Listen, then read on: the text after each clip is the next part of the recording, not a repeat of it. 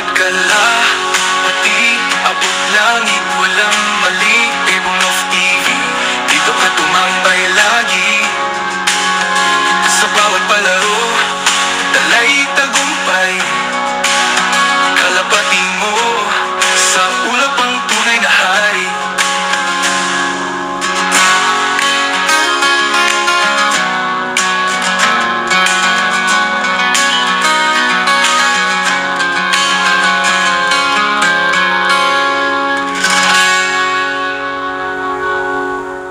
Good morning mga kaebong, kamusta kayo? Panibagong vlog na naman.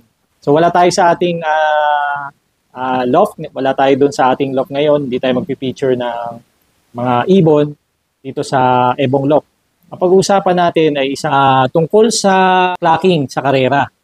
Alam naman natin, di ba, yung karera ngayon ay medyo pahirapan na, no? Maraming mga kalapate ang mga hindi nakakauwi, nakakat off, sa iba-ibang mga dahilan.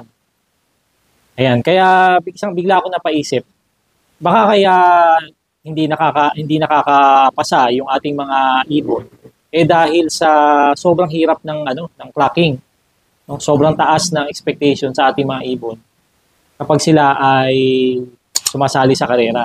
Ang cut-off, no? Pag na-cut-off ang ibon mo, ibig sabihin tanggal na o bawas na yan doon sa puntos mo sa karera.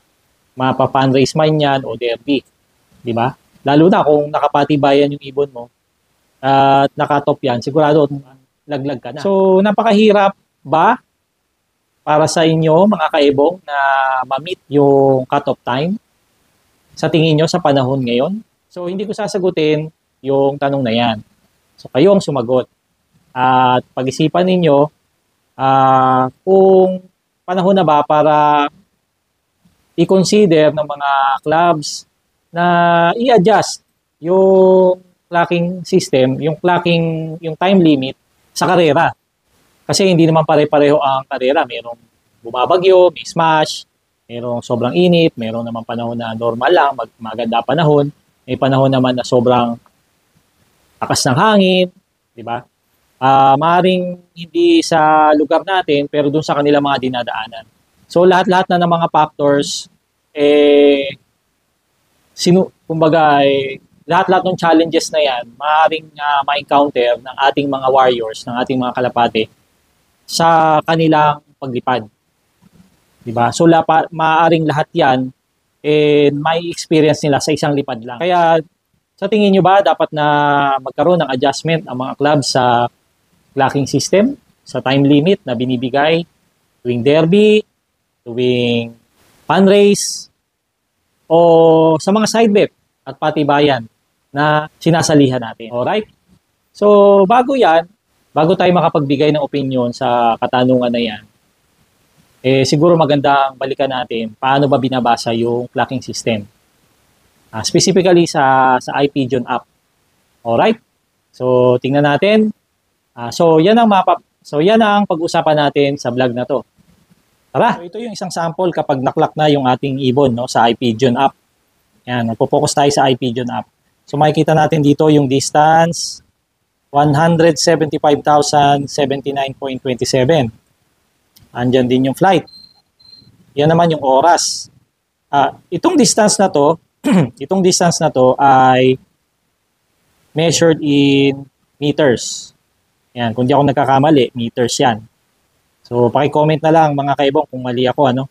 Ayan. So, flight, yan ay oras.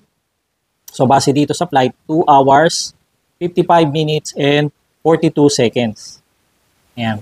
So, yan, ikino-convert sa minutes. So, 60 times 2. Kasi 2 hours yan eh. 120 minutes plus 55, kaya 175 minutes. So, yung seconds ay, makikita nyo, may slight difference, 42 seconds and 70 seconds. Maaring ang factor niyan dahil kasi dito sa distance, yung decimal na yan, meron pa yung mga karugtong yan. So, may mga decimal pa yan. So, pagka ang system kasi nagko-compute siguro, hindi lang dalawang decimal place. So, tuloy-tuloy yan. So, maaaring ito, naka-round off lang yung flight. Pero pag kinumpute yan yung sa total na minutes, lalabas may 0.7 yung seconds compare dito. So, minimal difference yung sa seconds, no? Ito namang Pigeon ID, yan yung mismong singsing ng ibon ninyo, no? At kung anong mga kategory pa yan, may nakalagay dyan, old bird. Pero di tayo magpo-focus sa Pigeon ID. Dito sa speed, dito tayo mag-focus. 996.47 o 0.467. Nakita nyo nga dito, 3 decimal place naman siya, di ba? Ayan, yung sinasabi ko, minsan may mga ibang mahabang decimal place yung kinakalculate ng clocking system. So, okay lang yan. So, ang speed ay 996. So, ano ba yung speed? Ano ba yung number na sinasabi niyang speed na yan? So, ang speed na yan, yan ay meters. Meters per minute. Yan, meters per minute. So, papaliwanag natin dito sa ating vlog kung paano yan pino-compute. Ayan. So, ang gagawin natin, magsasample tayo ng ibang numero. Pagpalagay natin, simplihan natin sa isang sasakyan, nagpapatakbo ka ng 4 wheels sa expressway. No? Halimbawa, 120 ang takbo mo. Pag sinabing 120, 120. Diba? Ano yun? 120 kilometers per hour. Yan. 120 ang takbo mo. Diyan tulin nun, di ba?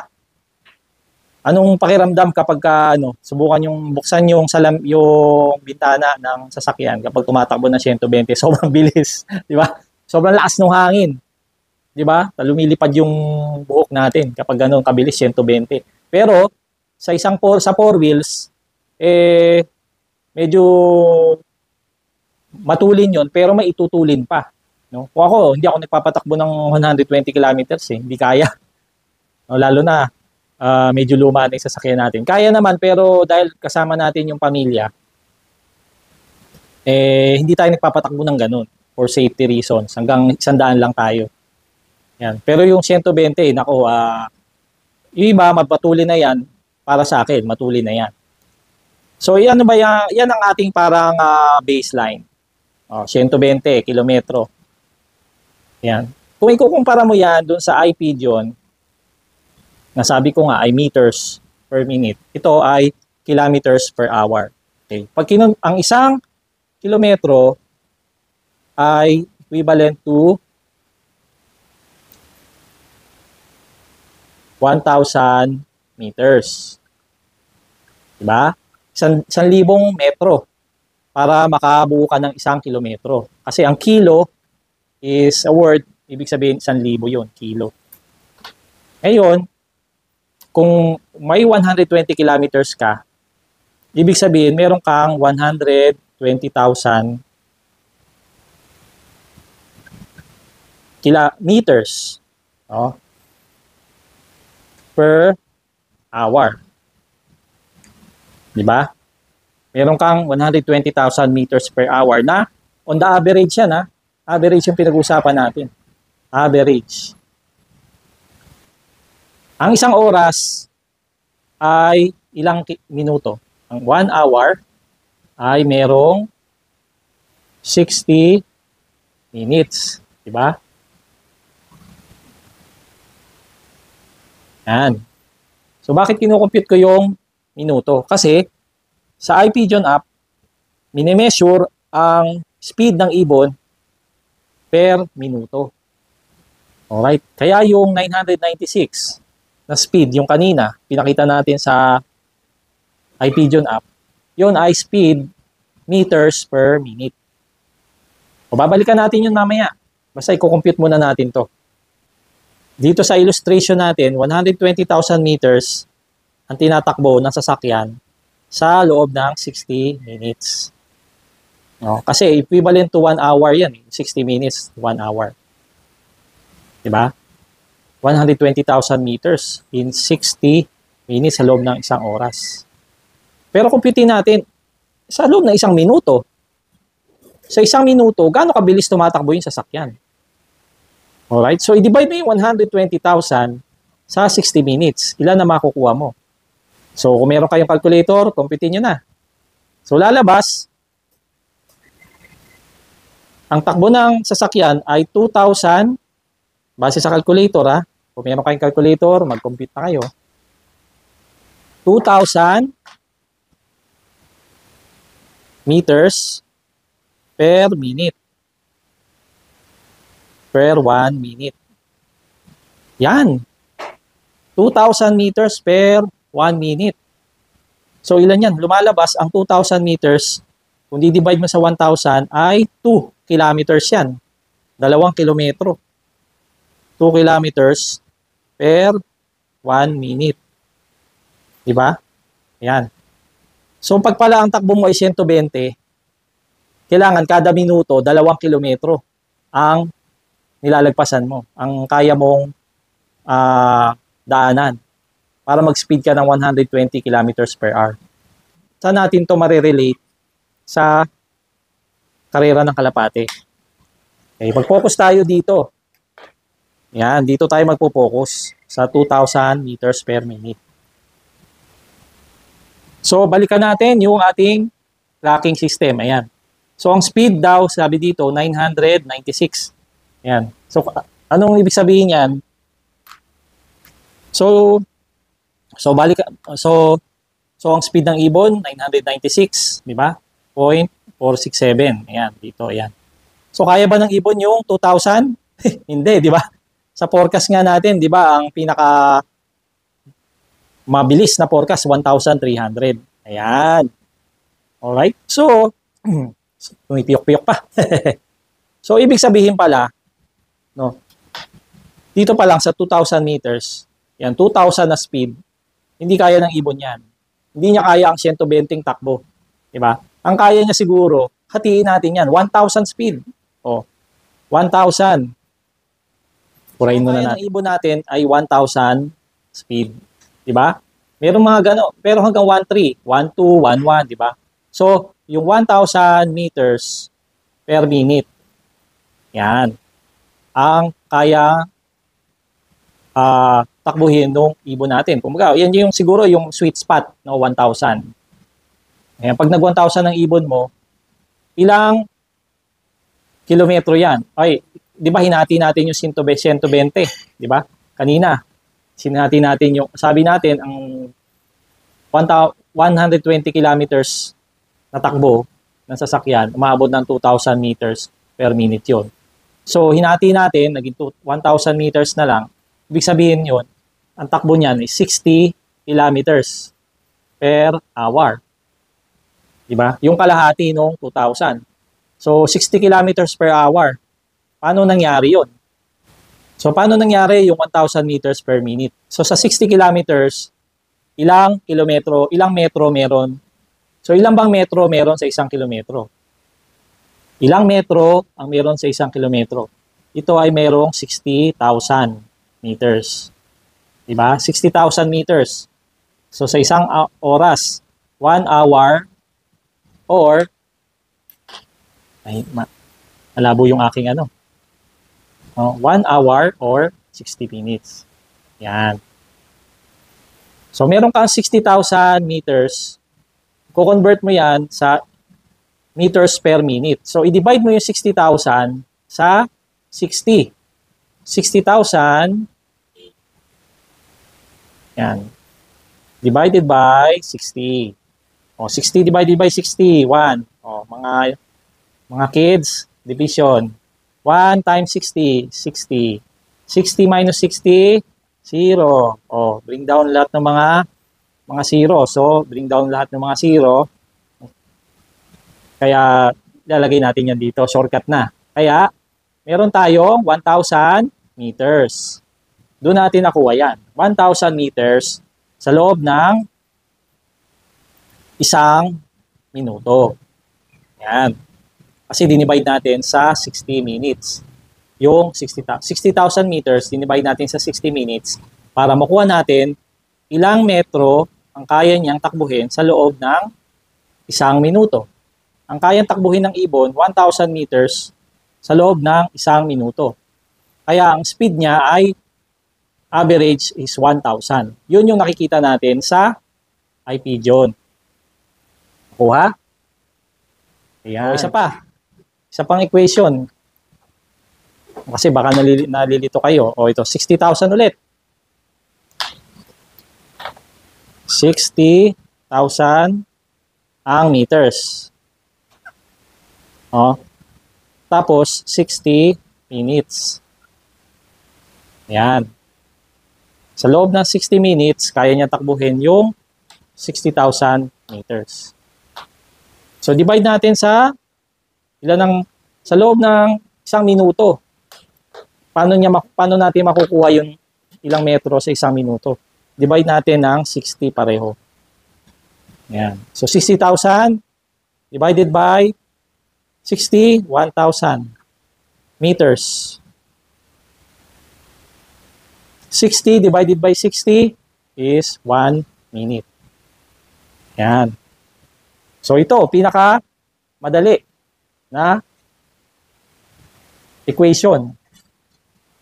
So, 1,000 ang speed. Pag sinabing niya, 1,000 yung speed ng ibon ko. Ibig sabihin, 1,000 meters kada 1 minuto ang tinatakbo ng ibon mo. Imaginein mo yung speed ng 60 kilometers. No? Sige.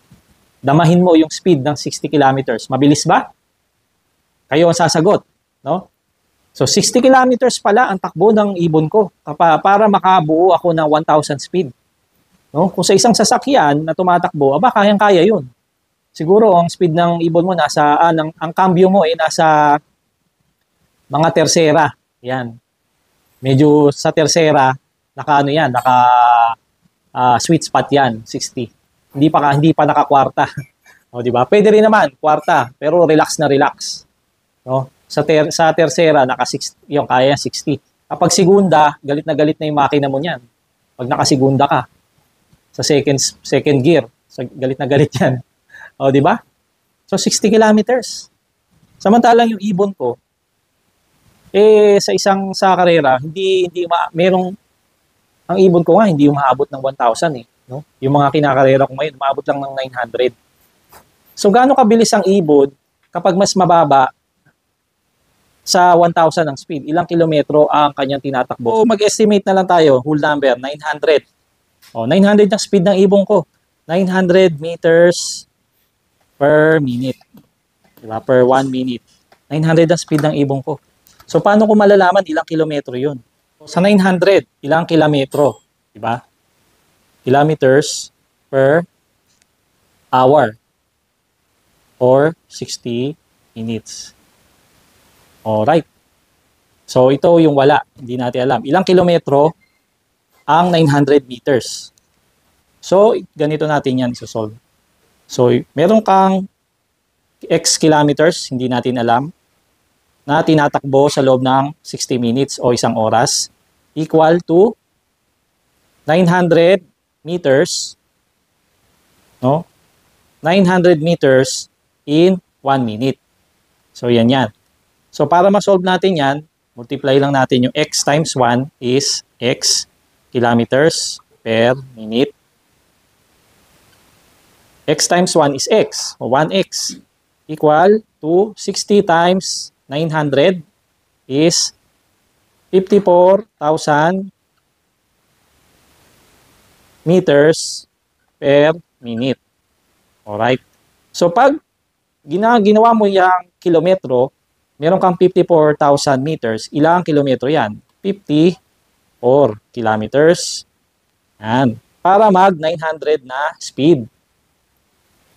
Yan. Para pala mag 900 na speed na ibon natin, dapat ang takbo niya per mes, no? Sa buong karera, mag-average siya ng 54 kilometers na takbo. Paano naman kung 800? Palitan natin to. 800. So, gawin natin 800 dito. 800. Okay. X times 1 is X. Kilometers per minute. At 60 times 800 equals 48,000. 48,000 meters or 48 kilometers. Ngayon, paano kung cut-off o hanggang cut-off time, 700 meters per minute? Ayan. So, palitan lang natin to. 700. Okay? X times 1 is, okay, X times 1 is X kilometers per minute. Then 700 times 60 is 42,000 meters or 42 kilometers. So in summary, ang ibon natin para tumakbo ng mag 1,000 speed, kailangan niya ng 60 kilometers per hour. Alright? Or 60,000 kilometers per minute. Para mag 900 na speed, kailangan niya ng 54 kilometers or 54,000 meters per hour, no? Yan. At para mag 800 na speed, kailangan niya ng 48 kilometers per hour. At para hindi siya malaglag, no, hanggang cut-off. Yan yung cut-off eh. Cut-off speed. Kailangan tumakbo ang ibon natin ng 42 kilometers per hour. So 42 kilometers. Parang takbong pogi lang 'yon, di ba? Parang imaginein mo yung tricycle, dito ang speed limit ay 40 dito sa aming bayan. Yung 40 na yun, tinatakbo ng tricycle yun. Imaginein mo yung bilis kapag nakasakay ka sa tricycle, sa scooter o sa motor o sa four wheels. Kapag ang takbo mo ay 40. Maaring mabilis para sa'yo o may kabagalan pa para sa'yo, no? Yung 40. Pero sa mga kalsada na masisikip, medyo matuli na yan. Pero imaginein mo yung ibon mo na nasa ere, walang traffic, di ba? So sa 42 kilometers, kailangan pala ang ibon natin tumatakbo ng 42 kilometers para hindi siya makatop o para maabot niya yung cut-off time. So, tanong, anong sa tingin nyo? Anong sa tingin nyo mga kaebong? Kaya pa ba sa panahon ngayon? O hindi na? Okay pa ba sa inyo na ganito ang speed ng mga club sa karera? O dapat nang baguhin? Hindi ko natin sasagutin yan dito dahil may kanya-kanya tayong opinion, di ba? Kaya pag-isipan nyo at pag nilay-nilayan kung ano ang dapat ma-improve ng inyong mga ibon para ma-meet nila yung speed na yan. Kasi yan yung nire-require ng ating mga club, di ba? At dito ko natatapusin ang vlog. I hope na meron kayong natutunan sa ating pag-uusap ngayon. Maraming salamat sa inyong panonood. Muli, ito ang inyong nervyosong pansier, Ebong Lok TV. Keep safe, God bless. Bye-bye!